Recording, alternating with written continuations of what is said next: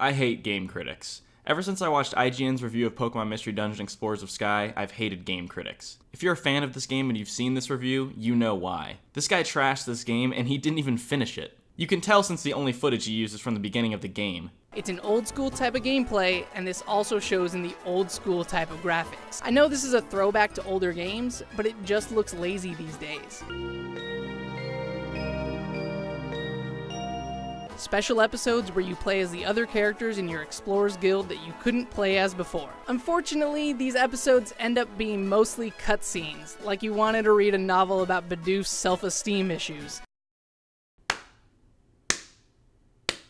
Personal bias aside, there are plenty of reasons to not like game critics in general, but then you bring in a polarizing figure like Sonic and it gets even worse. Sonic is already tough to tackle because the quality of games in the franchise can differ so greatly. You can have a 10 out of 10 masterpiece and also a 1 out of 10 abomination that nobody should ever play. Hold on. There we go. Sonic is the epitome of inconsistency, and these reviews are the same. The Sonic fandom has always been an unreliable source when it comes to which games are good and which are bad.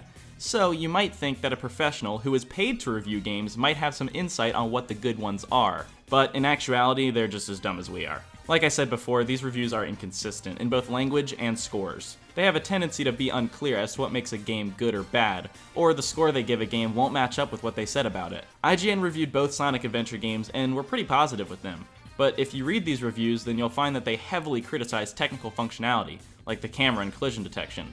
They also talked about how both games have bad presentation. So much so that in Adventure 2, the reviewer claimed that the cutscenes were so horrendous that he had to change the voice settings from English to Japanese, because the English dub-over was that bad. Now, let me ask the question. Does this sound like a game that should be given a 9.4 out of 10? When a game struggles with basic functions like camera control and collision detection like Sonic Adventure, it shouldn't be given a score so high. And it seems like they have figured that out when you read IGN's review of the 2010 Xbox Live Arcade re-release of Sonic Adventure, where they gave the game a 3.5 out of 10. The problem is that both of these reviews talk about the same issues. If I made you read both of these reviews and didn't tell you what their scores were, it would be close to impossible to tell which one was which. Camera issues, poor level design, inconsistent gameplay, bad presentation, terrible voice acting, 8.6 out of 10. What? Then you look at the review from 2010 and it's more or less the same complaints. Just because it's been 10 years between reviews doesn't mean that these problems are any different. It's still the same game. A game that gets an 8.6 can't become a 3.5 just because 10 years pass. It's too large of a jump. So how did this happen? Well, if you look at both reviews, then you can see that they were written by different people, which makes sense. Problems that seem minor to Braden Jungus over here might be huge issues to Arthur over here, because different people like and dislike different things. It's just how human beings are. It's impossible to be objective when only one person reviews a game. They're going to have personal bias whether they realize it or not, which is fine. There's nothing wrong with subjectivity in a review. The issue is that these reviews represent an entire website. The average person reading a review from IGN or GameSpot won't be looking at who wrote the review. They're looking to see if a game is good or bad. Even if they did, they still wouldn't be able to tell what the reviewer's personal tastes are like. And that hurts Sonic even more because each game can have so many different opinions depending on who you ask. Take a game like Sonic Lost World and you might as well just pick one of these reviews out of a hat because none of them are similar. I don't know if there's a way to fix this. The only thing I can think of would be to have multiple people review the same game to get the most objectivity possible, but logically speaking, that won't ever happen. At the end of the day, these are businesses, and they aren't going to allocate more resources and manpower to make their reviews better when they can save more money and review more games doing it the way they do now. Now I'm going to move on to a segment where I look at some stuff that I think is interesting? I think that's the right word. Sonic and the Secret Rings got really good review scores. I could probably just end it there, but I won't. The sequel, Sonic and the Black Knight, averages about a 5 out of 10 score. That don't make sense. Black Knight improved on Secret Rings in nearly every way. It made the controls better by adding in the nunchuck analog stick to control Sonic. It fixed the homing attack by having the sword allow Sonic to chain kill multiple enemies at once, which completely resolved the pacing issues of Secret Rings. And it significantly cut down on those horrible challenges that made you play each level like 10 times or more. I don't think either of these games are that good, but Black Knight is technically superior to Secret Rings, and critics have recognized the improvements to the pacing and control, but still rated it lower than Secret Rings, and I can't figure out why. If I was rating these games, I would give Sonic and the Black Knight a 6 out of 10, because I found it to be a flawed but fun experience. I would give Secret Rings a negative 5 out of 10 because I hate it. Moving on. I love how every review of Sonic games ever after Sonic 06 always start with something like, Sonic hasn't had the best run in recent years. It doesn't matter if the game they're talking about is good or bad, they all start like that. And it's so funny to me because I guarantee that I've probably said the same thing in some of my old videos. The only difference is that I eventually stopped. Everybody knows about Sonic's history at this point. We don't need the review to begin with something about how Sonic has sucked in the past. But my favorite part of this is in this IGN review of Sonic Generations, where they say this.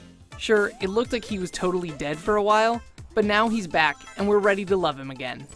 When they just gave Sonic Colors and Sonic 4 8 out of 10s. After a slew of disappointing and downright bad games, it's been a long and often unforgiving road for Sega's mascot. Sonic had a rough few years. After a number of games, the mascot.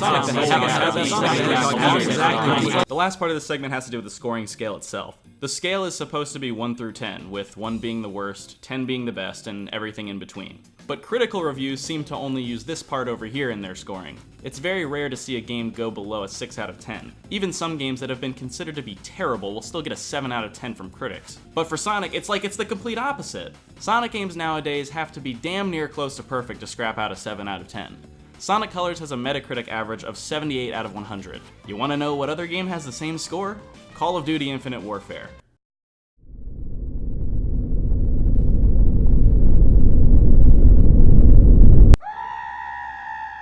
I wanted to figure out why this pattern exists because it's kind of a recent development. Before Shadow and Sonic 06, pretty much every main series platformer in the Sonic series had a 6 out of 10 average or better, but those games weren't received well. Did those games form a negative stigma around the Sonic series? I was thinking that was the case until I looked at the scores for Secret Rings, and then my theory went out the window. But since then, I found my answer. Sonic Unleashed. Sonic Unleashed was absolutely ripped apart by critics when it came out. Just look at some of these scores. The Xbox and PS3 version was lucky to get a 6 out of 10. I really don't get this because I think Unleashed is a good game, and so do most other Sonic fans. If you ask Sonic fans what they think of Sonic Unleashed, most would probably say it was pretty good. So why do critics hate this game so much? Was there some sort of feud going on between Sega and game critics? I don't know, but that doesn't change the fact that these scores are ridiculous. Whatever your opinion is on Sonic Unleashed, can anyone out there say that this game deserves a 5 out of 10 in any capacity? GameSpot went even lower by giving Sonic Unleashed a 3.5 out of 10. Average user score 7.2 out of 10. Huh. You don't see anything wrong here, GameSpot? Let's take a little look-see at this. The opening tagline of GameSpot's Sonic Unleashed review reads as follows. Terrible level design, unresponsive controls, and a poor camera are just the beginning of the problems in this awful adventure. Okay, this is fine. I don't agree with the terrible level design part, but I can see poor camera and unresponsive controls as problems that I've also experienced with Unleashed. They were pretty rare, but whatever, they're there, I guess. The problem I have is that they gave Sonic Adventure a 9.2 out of 10. And they went over many similar issues in that review as they did in the Unleashed review. Poor camera, inconsistent gameplay, bad level design. Why does Unleashed get trashed for this, but Sonic Adventure doesn't? That's what I'm trying to figure out. The Werehog gets shit on the most in these reviews, which makes sense. It's definitely inferior to the daytime levels, and it's not like the Sonic gameplay we've been accustomed to. But the criticism is always the same. The Werehog sucks, and it's boring, and all you do is mash buttons to win. This is the stupidest argument you can make when criticizing the Werehog. You cannot just mash buttons and win. If you try button mashing in the Arid Sands Night level, good luck, because you will get your ass handed to you. You need to use combos to do more damage, build your Unleashed meter, and use it at the correct time, and execute the quick time combos to defeat enemies quickly. If I was going to criticize the Werehog, the combat would be the last thing I would talk about. It's probably the most thought out and polished part of the Werehog's game. What should be criticized is the camera for locking in place far too often and some of the level design that doesn't accommodate the Werehog's platforming control well enough sometimes. These are legitimate complaints. Saying the combat is mash buttons to win is not. This is a huge reason why these companies have been losing credibility amongst fans. It seems that in some cases they predetermine which games they will praise and which they will destroy before the game even comes out. Through all of my research on the Sonic Unleashed saga, it is abundantly clear that critics wanted this game to fail, simply because it was different. Well, guess what? It didn't. Suck my fucking dick.